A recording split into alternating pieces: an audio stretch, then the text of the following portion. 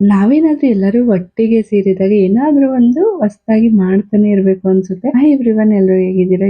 ಎಲ್ಲರೂ ಚೆನ್ನಾಗಿದ್ದೀರಾ ಅಂತ ಅನ್ಕೊಳ್ತೀನಿ. Welcome to another mini vlog. So ಇನ್ನು ಬೆಳಗ್ಗೆನೆ ಎದ್ದು ತೋಟದ ಹತ್ರ ಹೋಗಿ ಒಂದ್ ಸ್ವಲ್ಪ ಅಮ್ಮನ್ಗೆ ಊಟ ಕೊಡ್ಬೇಕಿತ್ತು. ನಾನು ರುಚಿ ಇಬ್ರು ಹೋಗಿ ಊಟ ಎಲ್ಲ ಕೊಟ್ಬಿಟ್ಟು ಮನೆಗೆ ಬಂದಿದೆ. ಇವತ್ತು ನೋಡಿ ತೊಟ್ಟಿನೇ ಸ್ವಿಮ್ಮಿಂಗ್ ಪೂಲ್ ಮಾಡ್ಕೊಂಡು ಚೆನ್ನಾಗಿ ಈಜು ಹೊಡಿತಾ ಇದಾರೆ.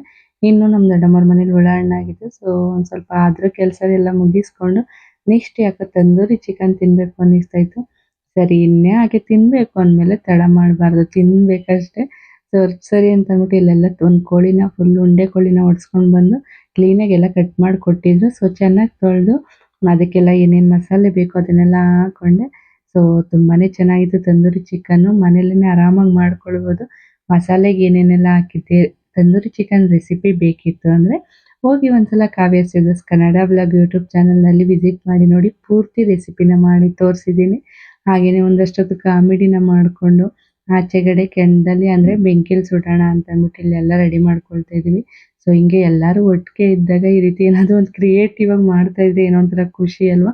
ಇನ್ನು ನಮ್ಮ ಅಕ್ಕನೂ ರುಚಿ ಅಂತ ಬೇಯ್ತಿದ್ದಂಗೆ ಟೇಸ್ಟ್ ನೋಡೋಕೆ ತಿಂತಾ ಇದ್ರು. ಅದ್ರ ಮೇಲ್ಗಡೆ ಕೆಂಡ ಸುಟ್ಟಿದ್ದು ಟೇಸ್ಟ್ ಮಾತ್ರ ಸೂಪರ್ ಆಗಿತ್ತು. ಹಾಗೆ ತಂದೂರಿ ಚಿಕನ್ ಅಷ್ಟೇ ತುಂಬಾನೇ ಚೆನ್ನಾಗಿ ಬಂದಿತ್ತು. ಸೊ ರೆಸಿಪಿನೂ ಕೂಡ ಶೇರ್ ಮಾಡಿದ್ದೀನಿ, ಹೋಗಿ ಒಂದ್ಸಲ ಚೆಕ್ ಮಾಡಿ ನೋಡಿ. ಸೊ ಇನ್ನು ಅದೆಲ್ಲ ಆದ್ಮೇಲೆ ನನ್ಗೊಂದು ಕಾಲು ನಿಮ್ಗೊಂದು ಕಾಲು ಅಂತ ಚೆನ್ನಾಗಿ ಜಗಳ ಮಾಡ್ಕೊಂಡು ತಿಂದ್ವಿ. ಸೊ ಇದಾಗಿತ್ತು ಇವತ್ತಿನ ಒಂದು ಮಿನಿ ಬ್ಲಾಗ್. ಈ ಮಿನಿ ಬ್ಲಾಗ್ ಇಷ್ಟ ಆದರೆ ವಿಡಿಯೋಗೆ ಒಂದು ಲೈಕ್ ಮಾಡಿ. ಬಾಯ್.